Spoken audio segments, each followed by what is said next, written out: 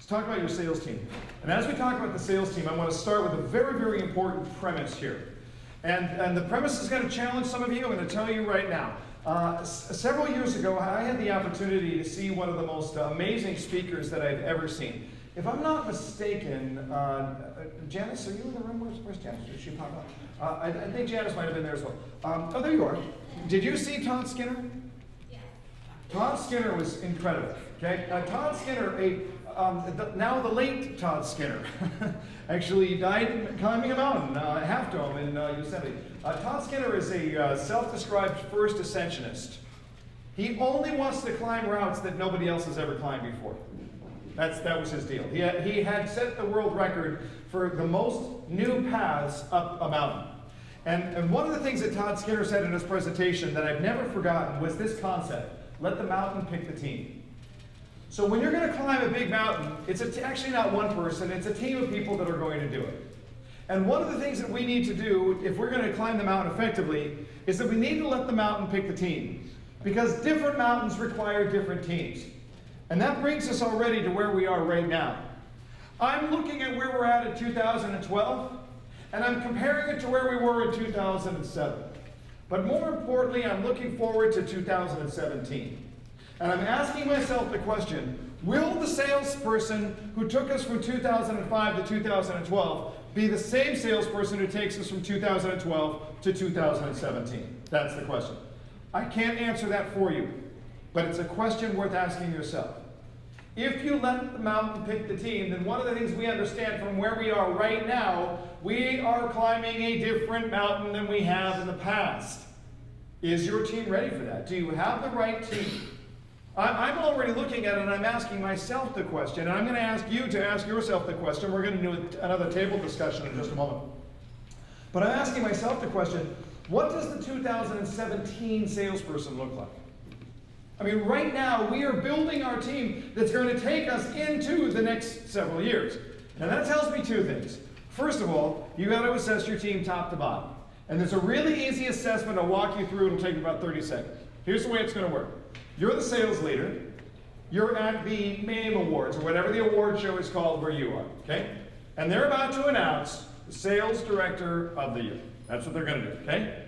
And there's somebody up at the podium, and they're showing you all the slides of everybody who's up for it, and you're up for it, right? So as you're looking at it, you're sitting there, and you're like, oh, okay, this is fine.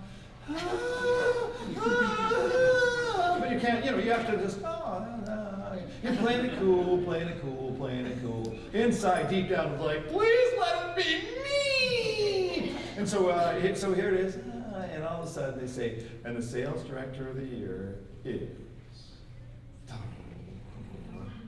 Brian Boucher! And we clap like this, and there's Brian, and he stands up and starts to saunter up, and the spotlight catches him, finds him in the audience, walking to the stage, and then the cheesy band is playing, "You Are the Sunshine of My Life."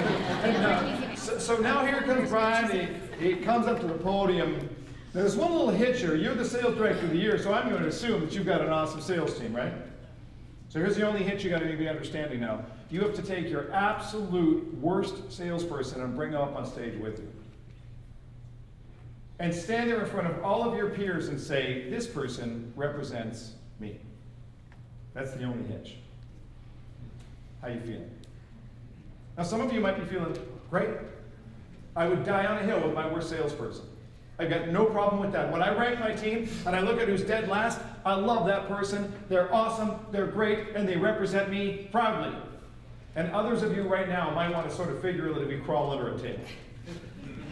Because you're looking and you're saying, if I had to stand up in front of all my peers and say, this person represents the best that I am, you're going to have a problem. I mean, you're going to have a problem.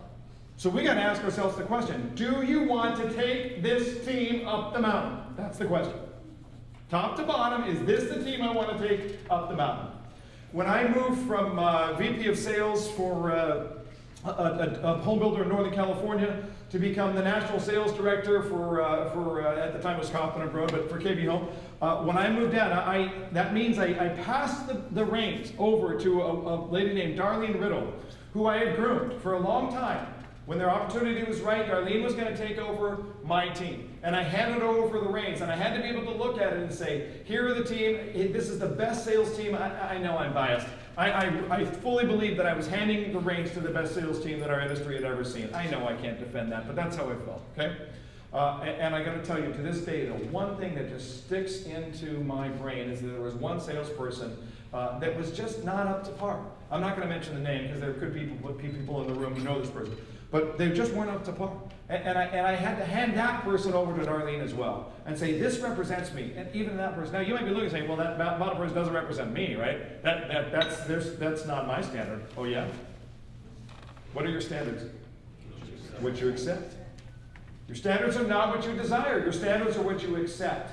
So ask yourself the question, is this the team that I want to take into the next great market?